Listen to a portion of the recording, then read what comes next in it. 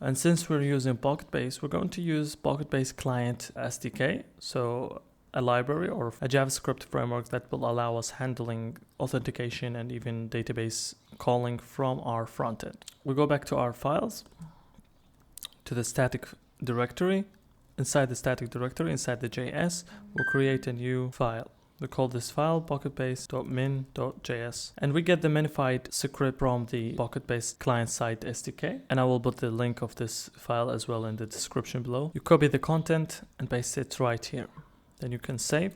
Then we go back to our layout, and here we're going to link our script and then initialize our PocketBase with Alpine.js. So since the PocketBase is not as important as Alpine.js, we will have it, after Alpine.js. So we make sure that Alpine.js is loaded first. After we have the script tag that will link our JS to the browser, we can also save and make sure that it's downloading. So now we can go inspect the page, and then we can access the network tab. If we refresh the page again, we can see that indeed we are loading the PocketBase, as we can see here. So next step is to initialize PocketBase, and to do that we need a URL of the application. We'll use an environment variable. We'll quit our editor, and then here we'll go into env file, create a URL variable. Since we're using localhost, we're going to use the localhost URL for now. Then after we saved it, we're going to use it here. So we'll create a new variable. We call it, for example, URL. This URL would equal to the value that we're going to get from our .env file. And to do that, first we need to define it here, os.getEnv, and we give it the name of the variable that we just created in our .env file. After that, we need to refresh our application. So we need to export the environment variable in the application state. So we go with export. Now this is a Unix or Linux based system command. If you have Windows, you might need to use another command.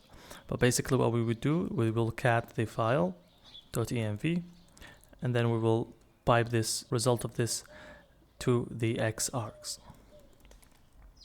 If we want to make sure that we already have the variable from the .env exported in our terminal, we could go ahead and try to echo it. So we use the $sign to call it, and we call the name of our variable.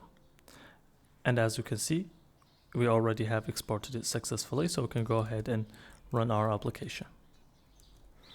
Back to our base layout. Now we can initialize our PocketBase client in the same xinit. So when we initialize the body component of our application, we would initialize our PocketBase client. And to do that, we simply just create a new pp variable. This pp variable will be here. So it would be as a global variable in our application.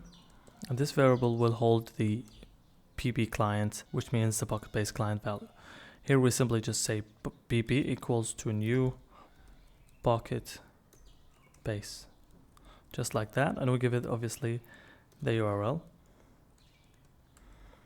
The URL is this URL, which gonna come from our os.getEnv.